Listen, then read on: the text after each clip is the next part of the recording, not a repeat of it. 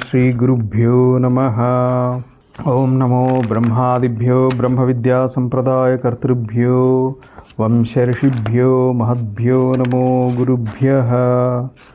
ओं पंचाशत्वर्णरूपेण या व्याप्तमिदं जगत् शब्दब्रह्ममयीं वाणीं भजेतां परदेवतां।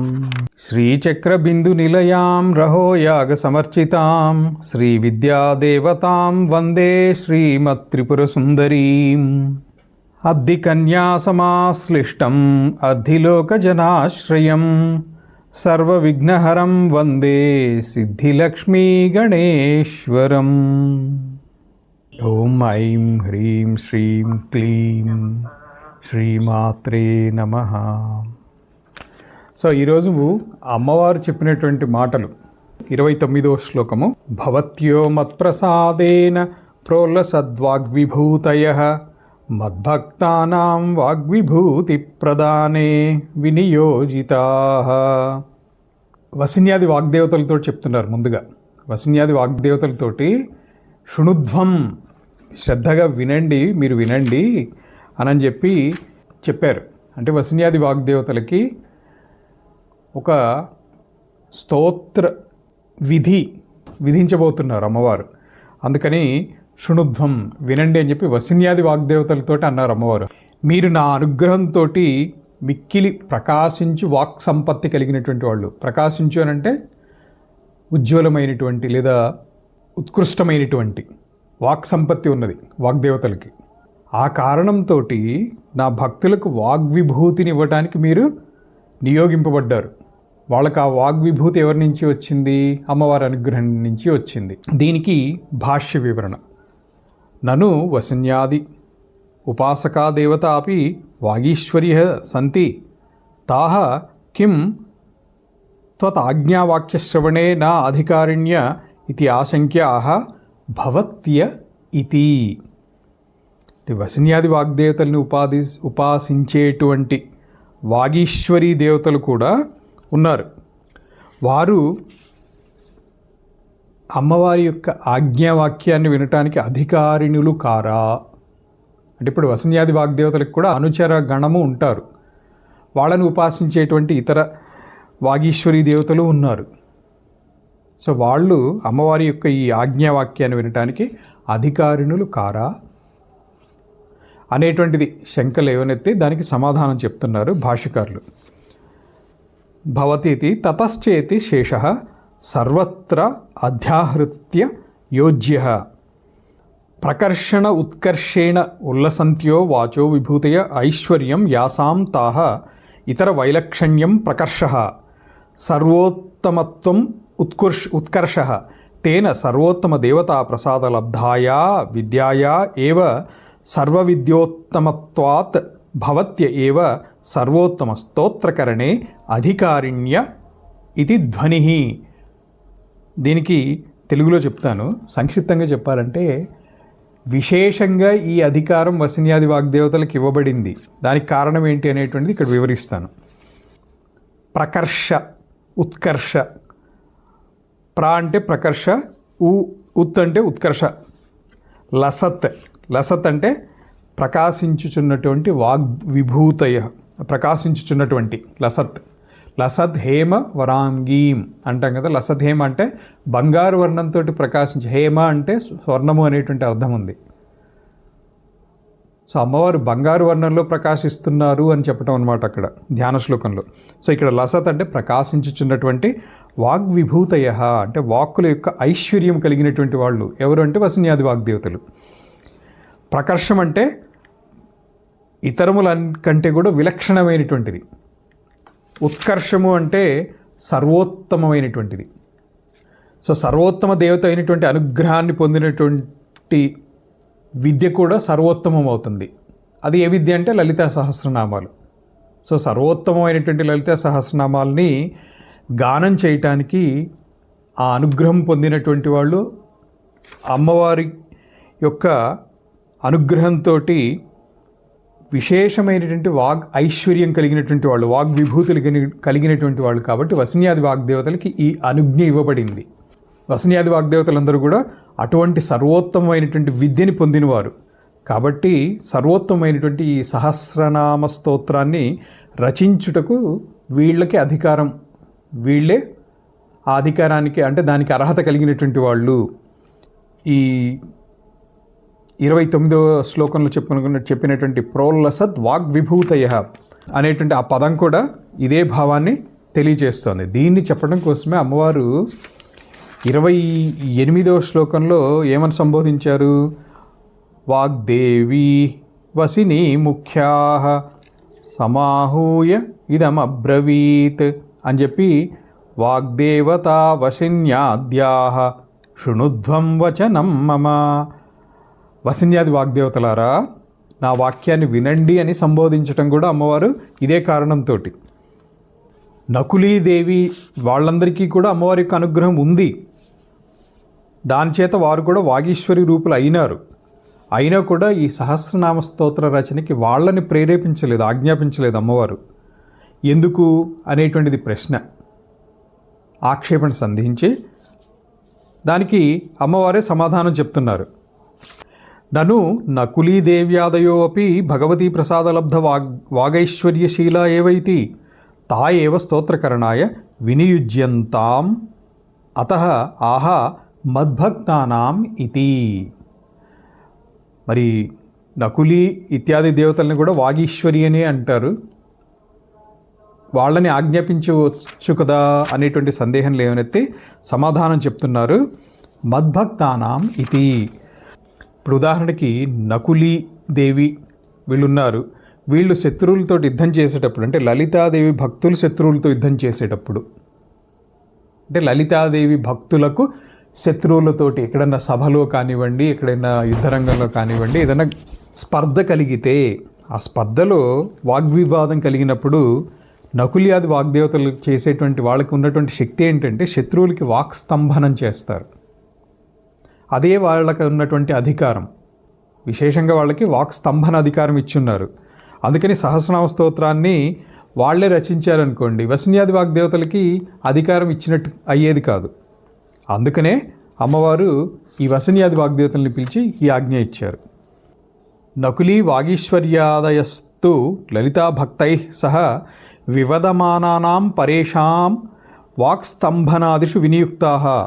వివదమానానాం అంటే లలిత అమ్మవారి యొక్క భక్తులు తోటి వాదన చేసేటువంటి వాళ్ళని వాక్స్తంభన ద్వారా వాళ్ళని నిరోధిస్తారు ఈ వాగీశ్వరి నకుల్యాది దేవతలు. వాళ్ళ యొక్క అధికారం విశేషంగా అందులో ఉంది. అందుచేత తతశ్చ సహస్రనామ స్తోత్రస్యాపి వాగ్విభూతి రూపత్వేన తస్య లలితాంబా భక్తేభ్య ఏవ ఇత్సితత్వేన నకుల్యాదేః తత్కరణే వినియోజనే వసిన్యాది అధికార భంగాపత్తి ఇది ధ్వన్యతే. అందుకని నకుల్యాది వాగ్దేవతలకి వాగీశ్వరి దేవతలకి ఈ అధికారం ఇస్తే వసిన్యాది వాగ్దేవతలకి ఈ అవకాశం వచ్చేటువంటిది కాదు. అందుకని వాళ్ళకి ఆల్రెడీ వేరే అధికారం ఇవ్వబడి ఉన్నది. ఆ కారణంతో అనవచ్చు. విశేషంగా వసిన్యాది వాగ్దేవతలకి వాగ్విభూతులు ఉన్నాయి కాబట్టి అమ్మవారి భక్తురాండ్రు అయినటువంటి వసిన్యాదులకే సహస్రనామ రచన అధికారం ఇవ్వడం కోసం అమ్మవారు పిలిచారు అనేటువంటిదే అమ్మవారి యొక్క భావం. దీన్ని పరిశీలిస్తే వసిన్యాది వాగ్దేవతలకి, అంటే వీళ్ళు లలితాదేవి భక్తులే, నకులీదేవి కూడా అమ్మవారి ఉపాసకురాలే. ఈ వసిన్యాది వాగ్దేవతలకు వాగ్విభూతి ఇచ్చారు. నకుల్యాది దేవతలకి వాక్స్తంభన అంటే అమ్మవారి యొక్క భక్తులతోటి వాదన చేసేటువంటి వాళ్ళ యొక్క వాక్కుని స్తంభింపచేసేటువంటి అధికారం వాళ్ళకి ఇచ్చారు. ఇలా ఎవరి పోర్ట్ఫోలియో వాళ్ళకి అమ్మవారు చక్కగా ఏర్పాటు చేశారు. ఎవరికి ఏ పని వినియోగించాలి, ఎవరితోటి ఏ పని చేయించాలి, ఆ నిపుణత తెలిసినటువంటి వాళ్ళే చక్కగా నాయకులు అనిపించుకుంటారు, లీడర్షిప్ క్వాలిటీస్. ఇప్పుడు 30లో అమ్మవారు ఇంకా చెప్తున్నారు వసిన్యాది వాగ్దేవతలతోటి. మచ్చక్రస్య రహస్యజ్ఞా మమ నామ పరాయణాః మమ స్తోత్ర విధానాయ తస్మాదాజ్ఞాపయామి వః. సంక్షిప్త అర్థం ఏంటంటే, మీకు నా శ్రీచక్రం యొక్క రహస్యములు బాగా తెలిసినటువంటి వాళ్ళు, నా నామపారాయణం యందు విశేషంగా ఆసక్తి కలిగినటువంటి వాళ్ళు, అందుచేత నా సహస్రనామాల్ని కూర్చటానికి లేదా రచించటానికి మిమ్మల్ని ఆజ్ఞాపిస్తున్నాను. దీనికి భాష్యం. నను వసిన్యాదిభిः అపి స్తోత్రాణి కృతాని సంతి ఏవ కిం అనేన నూతనేన ఇత్యత ఆహ మచ్చక్రస్య ఇతి. ఈ వసిన్యాది వాగ్దేవతలు ఇంతకుముందే ఎన్నో కొన్ని స్తోత్రాలు అమ్మవారు చేసే ఉంటారు కదా, కొత్తగా ఇంకా ఎందుకు చేయించటము అంటారేమో అనేటువంటి సందేహాన్ని నివృత్తి చేయడం కోసం మచ్చక్రస్య ఇతి అంటే శ్రీచక్రం గురించి కూడా. దానికి సమాధానం ఏంటంటే, మీరు నా శ్రీచక్రం యొక్క వాసనాత్మక శరీరాన్ని బాగా తెలిసినటువంటి వాళ్ళు, శ్రీచక్ర రహస్యాలను తెలిసినటువంటి వాళ్ళు, నా నామముల యందు ఆసక్తి కలిగినటువంటి వాళ్ళు, కాబట్టి సహస్రనామ స్తోత్ర రచనకి మీకు ఆజ్ఞ ఇస్తున్నాను. చక్రస్య బింద్వాది భూపురాంతస్య రహస్యం వాసనామయం శరీరం జానంతి ఇది కథా. వాసనామయమైనటువంటి శరీరము, వాసనామయమైనటువంటి శరీరం అంటే సూక్ష్మ శరీరము. ఆ శరీరమును గురించి అమ్మవారి యొక్క విశేషములను, అమ్మవారి యొక్క నామములను, శ్రీచక్రం యొక్క రహస్యములను విశేషంగా తెలిసి ఉన్నటువంటి వాళ్ళు వీళ్ళు వసిన్యాది వాగ్దేవతలు. అథవా అస్తి హి విమర్శరూప స్వసంవిద్ విషయాంతరాన్ అవభాసిని తస్య ఝడితి ఉచ్చలనాత్మిక ప్రతిభో మజ్జనాత్మకో అంతః పరిస్పందః పూర్ణాహం భావనామకః తుర్యావస్థానామకశ్చ. శ్రీచక్ర రహస్యము రెండు విధాలుగా ఉంటుంది. ఒకటి మధ్యలో ఉండేటువంటి బిందువు, అంటే బిందువు స్థానం నుంచి భూపురం వరకు కలిగినటువంటి వాసనా శరీరాన్ని తెలుసుకోవటం ఒక పద్ధతి. దీన్ని సృష్టి క్రమము అంటారు, అనులోమము పద్ధతి అని కూడా అంటారు. ఇందలి అరలలో ఏ ఏ దేవతలు ఎక్కడెక్కడ ఉంటారో వారి స్వరూప స్వభావాలను తెలుసుకొని సూక్ష్మమును భావన చేయటం. చక్రము అంటే సమూహము, శ్రీచక్రము అంటే శ్రీదేవీ శక్తుల యొక్క సమూహము. రెండో విధానం ఏంటంటే, ఇతర విషయాలని ప్రకాశింపచేయకుండా తనంతట తాను ప్రకాశించుచు విమర్శన రూపమైనటువంటి పరమాత్మ చైతన్యం ఉంది. ఆ చైతన్యంలో శీఘ్రంగా కదిలేటువంటి కాంతి కలదు. దాని యందు చలనక్రియ ఉంటుంది, అంటే క్రియాశక్తి. ఇది లోపల జరుగుతుంది. దీన్నే అంతఃపరిస్పందము అంటారు. దీనికే పూర్ణ అహంభావము, తురీయావస్థ అని కూడా దీని యొక్క పేరే. ఈ కాంతికి అనేక విధములైనటువంటి శక్తులు ఉన్నాయి. ఆ శక్తుల సమూహమునకే చక్రము అని పేరు. అట్టి శ్రీచక్రాన్ని అనుసంధానం చేయటం రెండో పద్ధతి. ఈ రెండు పద్ధతులు మిక్కిలి రహస్యములు, గురువుల ద్వారా తెలియవలసిందే కానీ రెండవ విధానము లేదు. ఈ రెండవ విధానము కుండలిని యోగ సాధన చేసేటువంటి వాళ్ళకి అవగాహనలో ఉంటుంది, అనుభూతిలోకి కూడా వస్తుంది. ఈ శక్తుల సమూహం ద్వారా కారణమైనటువంటి జ్ఞానస్వరూపాన్ని తెలుసుకుంటే ఆత్మ కంటే భిన్నమైనటువంటి వస్తువు కానీ, ఇతరమైనటువంటి శక్తి కానీ భిన్నమైనటువంటిది లేదు. అంతా కూడా ఆత్మయే, అన్నీ కూడా ఆత్మయందే ఉన్నాయి. అదే శుద్ధాద్వైతంలో ఏం చెప్తామంటే అన్నీ ఆత్మలో ఉన్నాయి అని చెప్పము, అంతా ఆత్మయే అని చెప్తాం. తస్య శక్తయో అనంత విధాః తాసాం సమూహచక్రం తస్య అనుసంధానం గురుముఖైకలభ్యం రహస్యం. గురుముఖత మాత్రమే తెలుసుకోగలిగినటువంటిది. తస్మిన్ సతి అయినప్పటికీ స్వభిన్నస్య సర్వస్యాపి స్వస్మిన్ ఏవ ఉపసంహారో భవతి. తథాచ శివసూత్రం శక్తిచక్రానుసంధానే విశ్వసంహార ఇది గురు ఉపాయ ఇది చ తదిదం జానంతి ఇది తథా తతః చ ఇతరేషు స్తోత్రేషు చక్ర రహస్యం న ప్రకాశితం అస్తి. ఈ శ్రీచక్రం యొక్క రహస్యం ఇతర స్తోత్రాల్లో ఎక్కడో కూడా ప్రకాశింపబడలేదు. చికారైషితేతు తదపి ప్రకాశ్యం అస్తి ఇది వ్యంగ్యం. నను అరుణోపనిషత్, గుహ్యోపనిషత్, త్రిపురోపనిషత్ ఆదిషు చక్రరహస్యమై ప్రకాశితం ఏవ అస్తి ఇది కిం అనేన ఇత్యత ఆహ. మమ నామపరాయణ ఇది నామశబ్దో దేవతావాచక ప్రాతిపదికపరో మంత్రపరశ్చ సౌందర్యలహర్యాం శివశక్తి కామః ఇది మంత్రోద్ధారశ్లోకే మంత్రాక్షరాణి ఉద్ధృత్య అంతే భజంతే వర్ణాస్తే తవ జనని నామావయవతాం ఇది ప్రయోగాత్ ద్వివిధయో శబ్దయోః ఏకశేషః. తేన నామోపదేశేన చక్రరహస్య కథనం మంత్రాణం ఉద్ధరశ్చ ఉపనిషత్సు నలభ్యతే. ఇవి ఈ చెప్పబడినటువంటి ఇక్కడ చెప్పబడినటువంటి రహస్యాలు ఇవన్నీ ఉపనిషత్తుల్లో లభ్యం కావటం లేదు, ఉపనిషత్తుల్లో కూడా లేవు. తాదృశ పూర్వస్తోత్రకరణేతు భవతీనాం ఏవ నామజ్ఞత్వాత్ అధికార ఇది వ్యజ్యతే. తస్మాత్ ఉక్తహేతు పంచకాద్వో యుష్మాన్ ఏవ అహం ఆజ్ఞాపయామి నా అన్యాహ ఇది యోజన. దీనికి వివరణ చెప్తాను. శ్రీచక్రం అని అంటే రెండు విధాలు. ఒకటి బిందువు నుంచి మొదలుపెట్టి భూప్రస్థారం వరకు లేదా భూపురం వరకు ఉన్నటువంటి వాసనమయ శరీరం తెలుసుకోవటం. ఇందులో ఏ కోణంలో ఏ దేవత ఉన్నారు, ఏ పద్మదళంలో ఏ దేవత ఉన్నారు, భూప్రస్థారంలో భూపురంలో ఎక్కడెక్కడ ఏ దేవతలు ఉన్నారు, ఇవన్నీ తెలుసుకొని అంటే వాళ్ళ యొక్క స్వరూప స్వభావాలని తెలుసుకొని సూక్ష్మాన్ని భావన చేయటం ఏదైతే ఉందో అది శ్రీచక్ర ఉపాసన.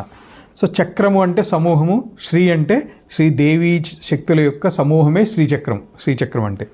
రెండో పద్ధతి ఏంటంటే అంతర్యాగంతో అంటే కుండలిని యోగ సాధనతోటి లోపల ఉన్నటువంటి కాంతిని అనుభూతిలోకి తెచ్చుకోవటం. సో ఈ కాంతికి అనేక విధములైనటువంటి శక్తులు ఉంటాయి. ఆ శక్తుల సమూహానికి చక్రం అని పేరు. అందుకనే ఈ దేహమే శ్రీచక్రం అని చెప్పేటువంటిది. అటువంటి శ్రీచక్రాన్ని అనుసంధానం చేయటం రెండో పద్ధతి. ఇది యోగ సాధన. ఈ రెండు తప్ప ఇంకొక విధానం లేదు. ఈ శక్తుల సమూహము ద్వారా కారణమైనటువంటి జ్ఞానస్వరూపం అంటే ఆత్మస్వరూపాన్ని తెలుసుకోవాలి అని. శివసూత్రంలో ఈ విషయం ఉంది. శక్తి చక్రానుసంధానం చేస్తే ప్రపంచం అంతా కూడా లయిస్తుంది. ఇలా చేయడానికి గురువు ఉపాయంగా ఉండాలి. ఇది తెలిసిన వారే చక్ర రహస్యాన్ని తెలిసినటువంటి వాళ్ళు. నిజంగా ఈ చక్ర రహస్యము ఇతర స్తోత్రాల్లో ప్రకాశింపబడలేదు. రచయించదలిచినటువంటి ఈ స్తోత్రంలో ఈ చక్ర రహస్యము ప్రకటింపదగును అని అమ్మవారు వసిన్యాది దేవతలకి చెప్పినట్లుగా మనకు అర్థమవుతోంది. అయితే ఇక్కడ అరుణోపనిషత్తు ఉంది, గుహ్యోపనిషత్తు ఉంది, త్రిపురోపనిషత్తు, ఇలాంటి వీటిలో కూడా చక్ర రహస్యం ఉంది కదా. శ్రీచక్రం గురించి అక్కడ కూడా వివరణ వస్తుంది. మరి ఈ చక్ర రహస్యాన్ని మళ్ళీ లలితా సహస్రనామాల్లో ఎందుకు చెప్పుకోవటం అనేటువంటిది సందేహం కలుగుతుంది. కాబట్టి ఆ సందేహాన్ని ఈ విధంగా పరిష్కరిస్తున్నారు. ఈ పైన చెప్పినటువంటి 3 ఉపనిషత్తుల్లో కూడా దేవతావాచకములైనటువంటి మంత్ర ప్రాతిపదిక రూపములను అంటే దేవతావాచకమైనటువంటి నామములు అక్కడ లేవు. అవి మామూలు నామాలు కాదు, మంత్రరూపాలు అవన్నీ. సో నామముల ద్వారా చక్ర రహస్యాన్ని తెలపటానికి మంత్రోద్ధారము లేదక్కడ. ఈ స్తోత్రంలో ఆ విశేషాలన్నీ ఉన్నాయి. ఇట్టి నామస్తోత్రాన్ని రచించుటకు ఒకటి కారణం మీరు వాగ్దేవతలు, 2 నా ప్రసాదంతో మీకు అంటే అమ్మవారి యొక్క అనుగ్రహంతో మీకు వాగ్విభూతి కలిగింది, 3 ఆ వాగ్విభూతిని మీరు భక్తులకు ఇచ్చేటువంటి సామర్థ్యం కలిగినటువంటి వాళ్ళు, 4 శ్రీచక్రం యొక్క రహస్యాన్ని తెలిసినటువంటి వాళ్ళు మీరు, 5 మీకు నామముల యందు విశేషమైనటువంటి ఆసక్తి కూడా ఉంది. అందుకని ఈ 5 కారణాలతోటి మీరే ఈ సహస్రనామ స్తోత్ర రచనకి అధికారిణులు అని అమ్మవారి యొక్క భావన వసిన్యాది వాగ్దేవతలకి చెప్పడానికి ఇన్ని కారణాలు ఉండుంటాయి. మనం ఊహించుకోవాల్సిందే తప్ప అమ్మవారికి ఇంకా మైండ్లో ఇంకెన్ని ఉంటాయి మనకి అందవు. సో శంకర భగవత్పాదుల వారు కూడా సౌందర్య లహరిలో శివశక్తి అనేటువంటి దాంట్లో శ్రీవిద్య బీజోద్ధారణ చేశారు. శ్రీవిద్య బీజోద్ధారం చేసి అక్షరములన్నీ కూడా దేవీనామ అవయవములుగా వర్ణించారు. అక్కడ వర్ణములు దేవతావాచక ప్రాతిపదికలకు, మంత్రములకు అవయవములు అవుతాయి అని అంటే వర్ణములు ఒకటి దేవతావాచక ప్రతిపాదకములు, రెండోది ఏంటంటే మంత్రాలకు అవయవములు కూడా అవుతాయనేటువంటి అంటే 2 విధాలుగా కూడా పనికి వచ్చేలాగా అంటే ప్రయుజ్యమయ్యేటట్లుగా భగవత్పాదుల వారు ఉపయోగించారు అక్కడ. అందుకనే ఆ శ్లోకం అంతంలో భజంతే వర్ణాస్తే తవ జనని నామావయవతాం, ఇక్కడ నామ శబ్దానికి ఏకశేష ఒక నామ శబ్దానికి దేవతావాచక ప్రాతిపదికలని, రెండోది నామశబ్దానికి మంత్రములని 2 అర్థాలు వస్తాయి. ఇది సౌందర్యలహరిలో విశేషము. ఇన్ని విశేషాలు ఉన్నాయి అంటే అమ్మవారి చెప్పే టైంకి శంకర భగవత్పాదుల వారు సౌందర్యలహరి రాశారు అని కాదు, అమ్మవారు వాగ్దేవతలకు చెప్పేటువంటి దానికి భాష్యకారులు ఇచ్చినటువంటి వివరణ ఇది. సో అందుకని ఇన్ని విధాలుగా ఈ లలితా సహస్రనామ రచన చేయటానికి మీరు సమర్థులు, యోగ్యత కలిగినటువంటి వాళ్ళు అని అమ్మవారు వసిన్యాది వాగ్దేవతల్ని ఉద్దేశించి అన్నట్లుగా అనిపిస్తోంది ఈ మంత్రంతో. 31వ మంత్రము. కురుధ్వమంకితం స్తోత్రం మమ నామ సహస్రకైః ఏన భక్తై స్తుతాయా మే సద్య ప్రీతి పరా భవేత్. దేని ద్వారా నాకు వెంటనే ప్రీతి కలుగుతుందో, భక్తులు పఠించటం ద్వారా, భక్తులు దేనిని పఠించటం ద్వారా నాకు వెంటనే వాళ్ళ యందు అనుగ్రహం కలుగుతుందో, ప్రీతి కలుగుతుందో అటువంటి సహస్రనామాన్ని, అంటే నా సహస్రనామాలతోటి చిహ్నితమైనటువంటి స్తోత్రాన్ని మీరు రచించండి. ఇది సంక్షేపార్థము. దీనికి భాష్యము, దాని వివరణ 31వ శ్లోకానికి. ఆజ్ఞప్తవ్యార్థం ఏవాహ కురుధ్వం ఇది, అంటే ఆజ్ఞాపించినట్లుగా చెప్తున్నారనమాట. ఇది అమ్మవారి ఆజ్ఞే. మరి వసిన్యాది వాగ్దేవతలకి కురుధ్వం చేయండి. అమ్మవారిది మాటే ఆజ్ఞ, శాసనం అమ్మవారి మాట. ఆవిడ యొక్క శాసనం ఎంత గొప్పది! సర్వానుల్లంఘ్య శాసన అమ్మవారు. నామ సహస్రకైః ఇతీత్థం భూతలక్షణే తృతీయ. సహస్రనామ ఉపలక్షితం మమ స్తోత్రం కురుధ్వం ఇది అన్వయః. స్తోత్రం విషినష్టి మమాంకితం ఇది, విశేషంగా నాకు అంకితం చేయాలి, ఇది నాకు అంకితం చేయబడేటువంటి స్తోత్రం ఇది. మమ నామ్నా చిహ్నితం ఇత్యర్థః. నాకు అంకితం చేయటం అంటే అర్థం ఏంటి? అమ్మవారి నామాలతోటి చేయబడినటువంటి స్తోత్రం ఇది అని. అంకనం నామచర్మ శ్లోకే నామ ప్రక్షేపః యథా కామదేవాంకే రాఘవ పాండవీయే కావ్యలక్ష్మ్యంకే కిరాతార్జునీయే చ. ప్రకృతే చ యద్యపి అంబాయా అనంతాని నామాని తథాపి లలిత ఇది అసాధారణం నామ. గుణి రుద్రేశ్వరాది పత్నీషు అపి భవాన్యాది నామ ప్రయోగేణ తేషాం సాధారణత్యాత్. త్రిపురసుందరీ ఇది నామ్నోపి తంత్రాంతరే ప్రతిపత్తిధి నిత్యాయాః సత్వాత్. అతః సహస్రనామ సమాప్తి శ్లోకే ఫలశ్రుతి చర్మశ్లోకే చ లలితాంబికా ఇది నామ్న ఉల్లేఖః. బా, ఎంత చక్కగా చెప్పారు.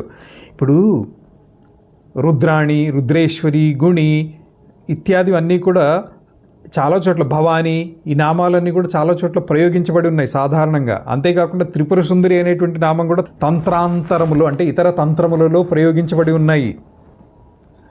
లలిత అనేటువంటి నామం మాత్రం విశిష్టంగా ఉన్నటువంటిది, అన్నిటికంటే కూడా విశేషంగా ఉండేటువంటిది.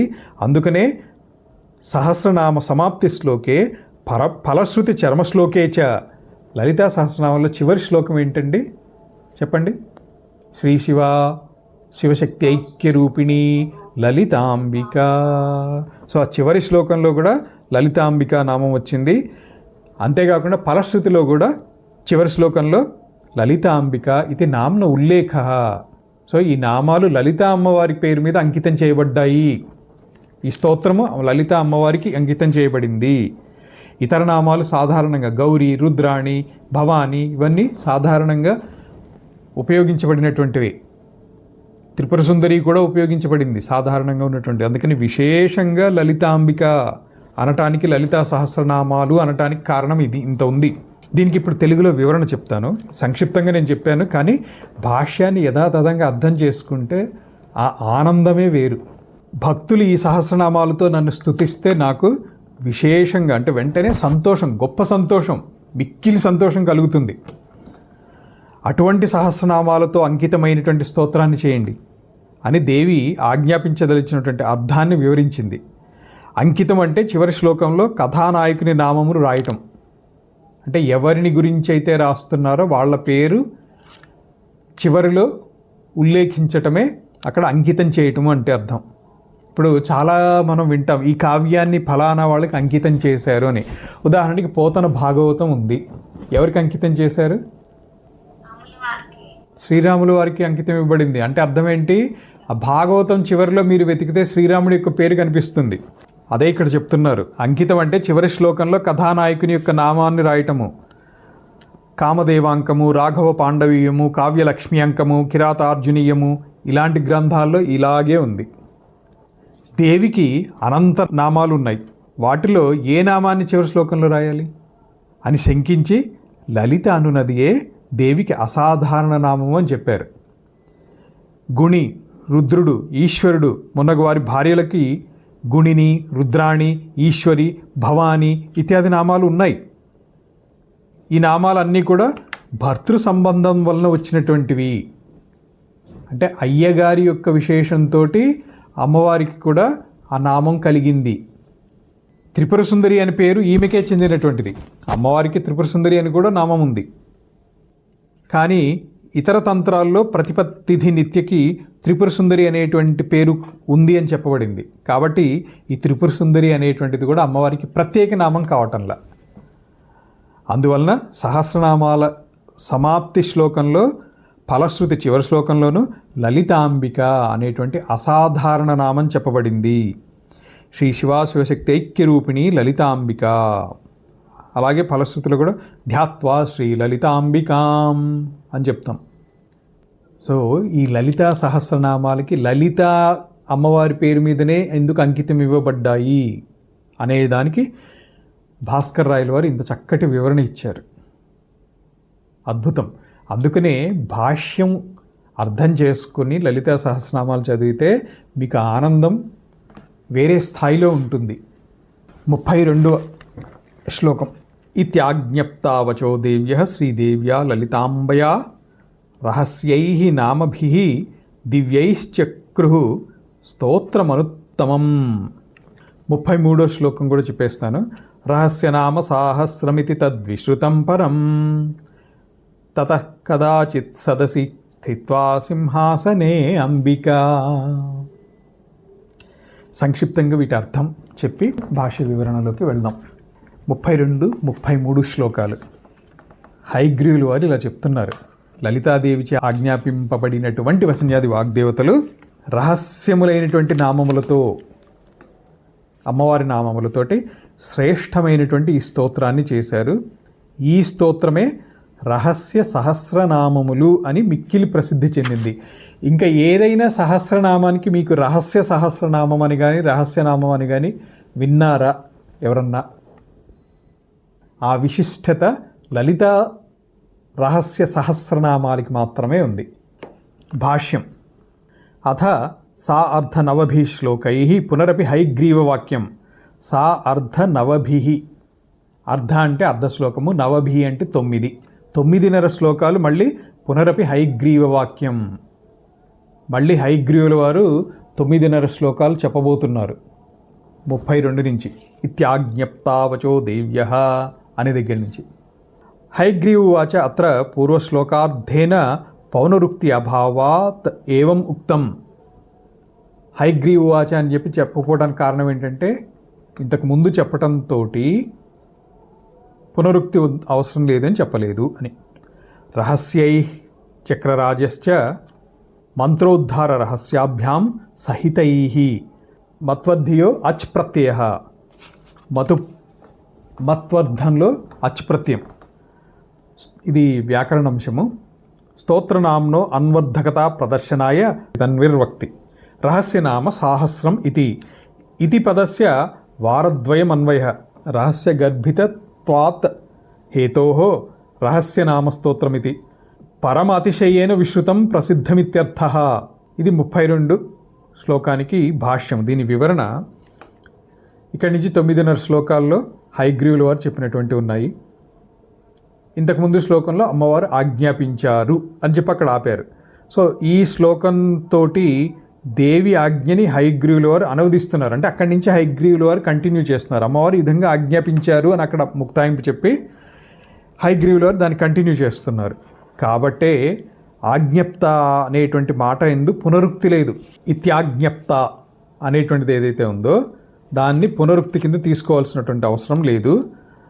శ్రీచక్ర రహస్యము మంత్రోద్ధారము కలిగినటువంటి సహస్రనామాలని రచింపుడు అని ఆజ్ఞాపింపబడినటువంటి వసిన్యాది వాగ్దేవతలు వెంటనే సహస్రనామాల్ని రచించారు. ఈ రహస్య శబ్దానికి మతుబద్ధమైనటువంటి అచ్ ప్రత్యయాన్ని చేరిస్తే రహస్యము గల అని వస్తుంది. రహస్యము దానికి అచ్ ప్రత్యయం చేరిస్తే రహస్యము గల, ఇది అన్ని చోట్ల ఇలాగే వస్తుంది. ధనము కళ, తెలివి కళ అంటాం కదా. ఆ కళ అంటే కలిగినటువంటి వాడు అని చెప్పడానికి, కలిగినటువంటి వాడు లేదా కలిగినటువంటిది అనేటువంటిది సూచించడం కోసం అచ్చు ప్రత్యయం వాడతారు. దాన్ని తెలుగులోకి తీసుకుంటే కళ అని వస్తుంది, అంటే రహస్యము గల. లోకంలో అనేక సహస్రనామాలు ఉన్నాయి, 1,000,000 సహస్రనామాలు ఉన్నాయని చెప్పుకున్నాం ఇంతకుముందే. అవి ఏవి కూడా రహస్యనామములు కావు, సామాన్య నామాలతోటే ఉన్నాయి అన్నీ. రహస్య సహస్రనామం ఇది ఒక్కటే. అందుకనే అంత శ్రేష్టత్వం అనేటువంటిది లలితా సహస్రనామానికి కలిగింది. కాబట్టే రహస్య పదం అనేటువంటిది, ఆ రహస్య పదం యొక్క సార్థకతని చెప్పడం కోసం 2 సార్లు రహస్య అని చెప్పారు. రహస్య సహస్రనామము రహస్యై నామభి దేవ్యై చక్రు స్తోత్రం అనుత్తమం అని 32లో చెప్పి, తర్వాత 33లో రహస్యనామ సాహస్రమితి తద్విశ్రుతం పరం. రహస్యం అని చెప్తున్నారు. ఇందులో అనేక రహస్యాలు ఉన్నాయి. ఇందులో అంటే లలితా సహస్రనామాల్లో, రహస్యనామాల్లో అనేక రహస్యాలు ఉన్నాయి. అలా కూడా చూసినా కూడా ఇది రహస్యనామ స్తోత్రం అనేటువంటిది. దానివల్ల కూడా ఈ స్తోత్రానికి రహస్యనామ స్తోత్రం అనేటువంటిది ప్రసిద్ధి కలిగింది. దీంతో 32, 33 శ్లోకముల యొక్క భాష్యం అయ్యింది. ఇంకా ఇక్కడి నుంచి అమ్మవారి సభావర్ణన ఉంటుంది. 34 హయగ్రీవుల వారు చెప్తున్నారు ఎందుకని రహస్యనామం అన్నారు అనేటువంటి దానికి వివరణ. లలితా సహస్రనామం అంటే సరిపోతుంది కదా, ఈ సందేహం నాకు వచ్చింది స్టార్టింగ్లో. లలితా సహస్రనామం అంటే సరిపోతుంది కదా, రహస్యనామము రహస్య సహస్రనామము అంటే ఎడిషనల్ వర్డ్స్ పెడతారా, ఎందుకు ఇలా అనేటువంటిది వివరణ తెలియల. తర్వాత రహస్యనామాలు అనడానికి కారణాలు నిదానంగా తెలిసినాయి. తెలుసుకొని పఠిస్తే విలువ వేరే ఉంటుంది, తెలియకపోయినా ఫలం ఉంటుంది. సో ఇప్పుడు 34వ శ్లోకము హయగ్రీవుల వారు చెప్తున్నారు అగస్త్యుల వారితోటి. 9.5 శ్లోకాలు హయగ్రీవుల వారు ఉంటాయి, ఇప్పటికి 2 చెప్పుకున్నాము, ఇంకా ఉంటాయి, 7.5 ఉంటాయి. స్వసేవావసరం ప్రాదాత్ సర్వేషాం కుంభసంభవ సేవార్థమాగతా తత్ర బ్రహ్మాణి బ్రహ్మకోటయః. అమ్మవారి యొక్క సభ అది ఎలా ఉంది, ఎవరెవరితోటి కూడి ఉంది, సాక్షాత్ హయగ్రీవుల వారు అగస్త్యుల వారికి వివరిస్తున్నారు. సభావర్ణన సంక్షిప్తార్థము 34 శ్లోకానికి. ఓ అగస్త్యుడా, ఓ కుంభ సంభవ, కేవల కుంభకం సిద్ధించినటువంటి మహర్షి, శ్రీవిద్యోపాసక, వింధ్య పర్వతాన్ని స్తంభింపచేసినటువంటి వాడా, ఒకనాడు లలితాంబిక పెద్ద సభ చేసి ఆ సభలో అధ్యక్ష స్థానంలో ఉన్నవాళ్ళు అందరికీ కనిపించేటట్టు ఉన్నతాసనం మీద ఉండటం అనేటువంటిది సభా ఏర్పాట్లో అలాగే ఉంటుంది. అటువంటి పెద్ద సభలో అందరికీ అంటే అన్ని దిక్కులా కూర్చున్నటువంటి వాళ్ళందరికీ కూడా కనిపించేటువంటి ఉన్నతమైనటువంటి స్థానంలో సింహాసనం మీద కూర్చుని అమ్మవారు తనని సేవించడానికి వచ్చిన వాళ్ళందరికీ అవకాశం కల్పించారు. ఎవరెవరు వచ్చారు అనేటువంటిది ముందుగా వర్ణిస్తున్నారు. అప్పుడు ఆ అమ్మవారిని అంటే ఆ లలితాదేవిని సేవించడానికి కోట్ల కొలది బ్రహ్మలు కూడా అచ్చటికి వచ్చి చేరారు. బ్రహ్మాణి అంటే బ్రహ్మదేవుని యొక్క శక్తి. సో బ్రహ్మ తన శక్తి అయినటువంటి బ్రహ్మాణి ఇద్దరూ వచ్చారు, బాగుంది. కానీ కోట్ల కొలది ఎక్కడి నుంచి వచ్చారు? అమ్మవారు అనంత కోటి బ్రహ్మాండ జనని, ప్రతి బ్రహ్మాండంలోనూ బ్రహ్మాణి ఉన్నారు. అందుకని అనంత కోటి బ్రహ్మాణీలు అలా వచ్చారు. దీనికి భాష్యార్థం చెప్పుకుందాం. స్వసేవేతి సేవావసర సేవార్థం అవకాశ. స్వసేవా అవసరం అంటే సేవార్థం అవకాశము, అమ్మవారిని సేవించడానికి ఒక అవకాశం కల్పించారు.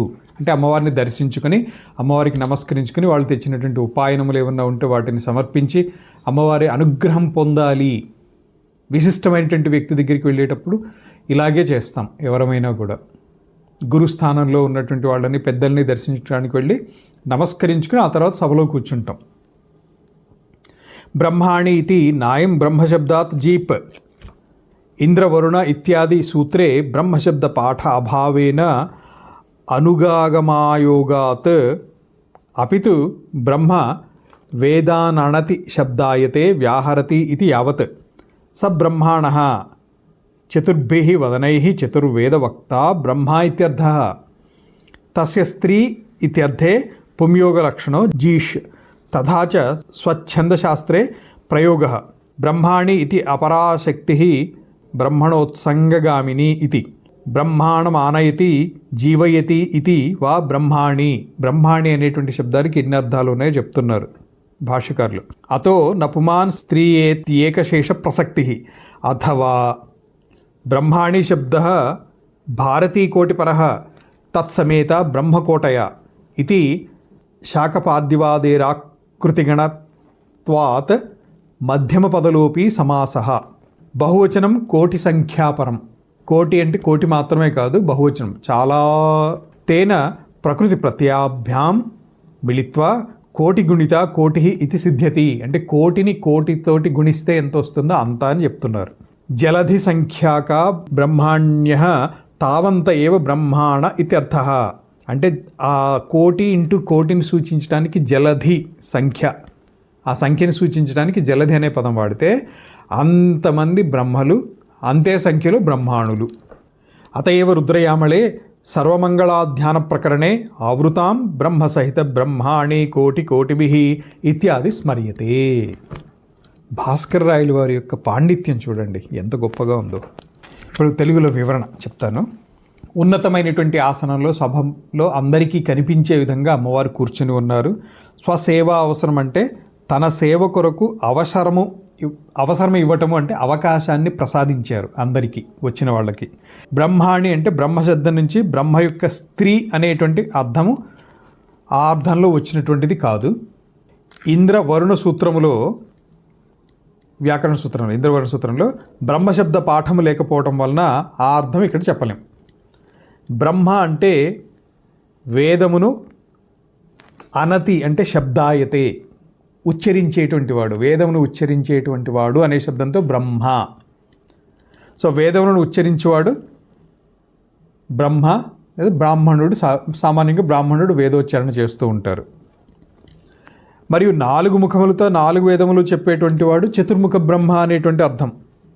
బ్రహ్మాణుని యొక్క స్త్రీ కాబట్టి బ్రహ్మాణి అని పుంయోగ లక్షణమైనటువంటి జీష్ చేసుకుంటే, జీష్ అంటే ప్రత్యయం, జీష్ ప్రత్యయాన్ని చేసుకుంటే బ్రహ్మాణి అనేటువంటి శబ్దము అవుతుంది.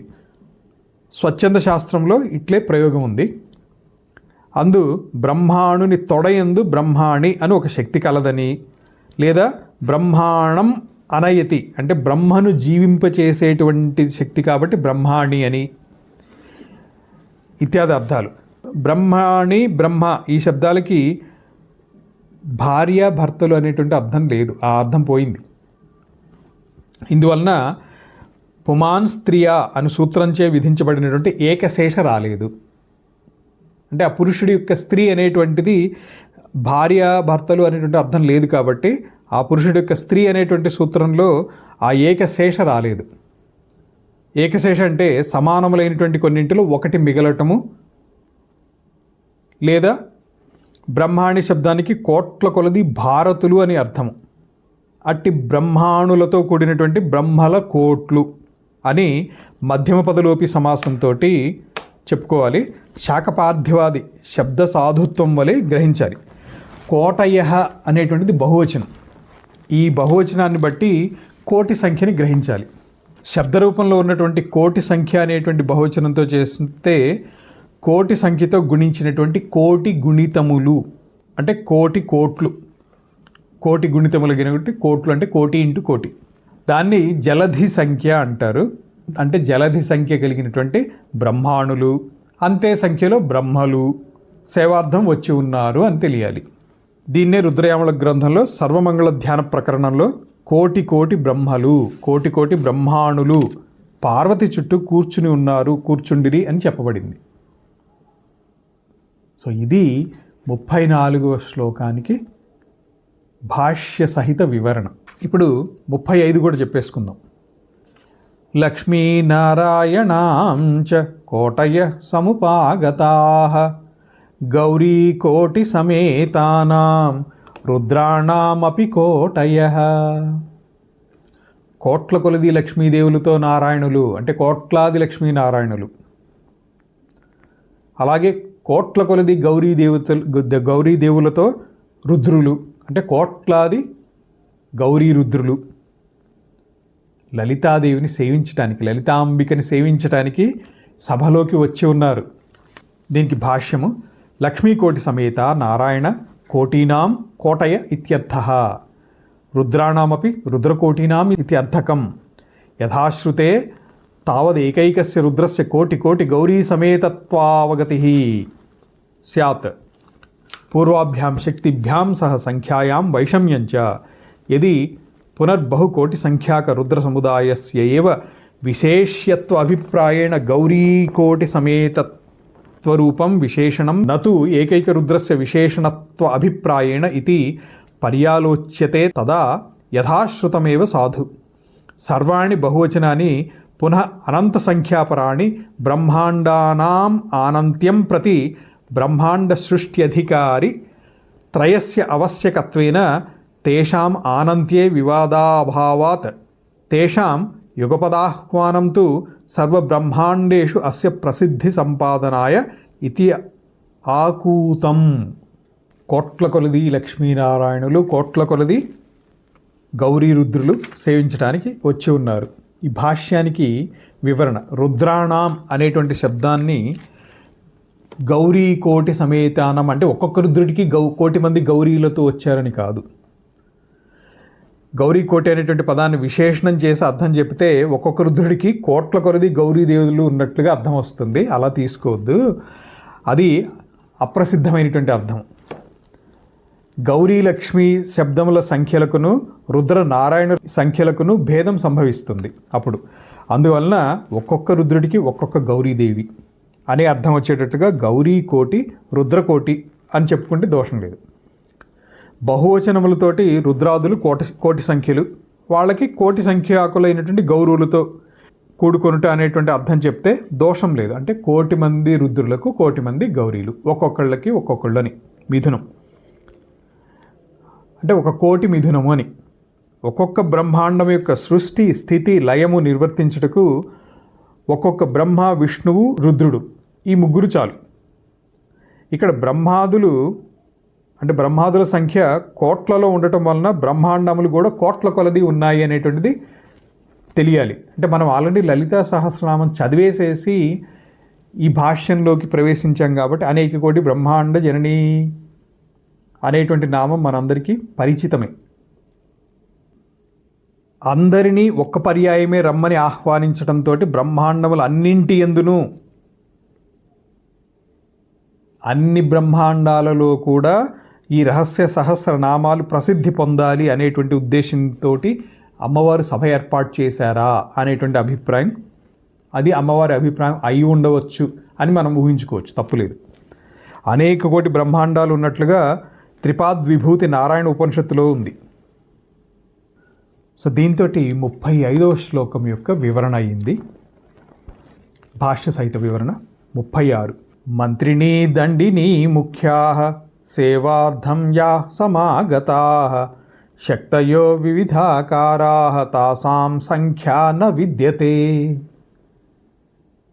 ఎంతమంది వచ్చారనేటువంటిది లెక్క కూడా లేదట, అది వివరణ చెప్తాను సంక్షిప్తంగా. మంత్రిని దండిని అనేక విధములైనటువంటి ఆకారములు కలిగినటువంటి ఏ శక్తులు అమ్మవారిని సేవించడానికి లలితాదేవిని సేవించడానికి వచ్చి ఉన్నారో వాళ్ళ యొక్క సంఖ్యకి లెక్కే లేదు. భాష్యము వివిధాకారా ఇది పరాశక్తిశ్చాదిశక్తి ఇచ్ఛాజ్ఞాన క్రియాబలా బాలాన్నపూర్ణా బగళా తారా వాగ్వాదిని పరా గాయత్రీ చైవ సావిత్రీ సిద్ధలక్ష్మీ స్వయంవరా నకులీతురగారూఢా కురుకుల్లాచరేణుకా సంపత్కరీ చ సామ్రాజ్యలక్ష్మీ పద్మావతీ శివా దుర్గా భద్రాకృతి కాళీ కాలరాత్రి సుభద్రికా చిన్నమస్తా భద్రకాళీ కాలకంఠీ సరస్వతీ ఇత్యాద్యా రుద్రయామళాదౌ ప్రసిద్ధాః.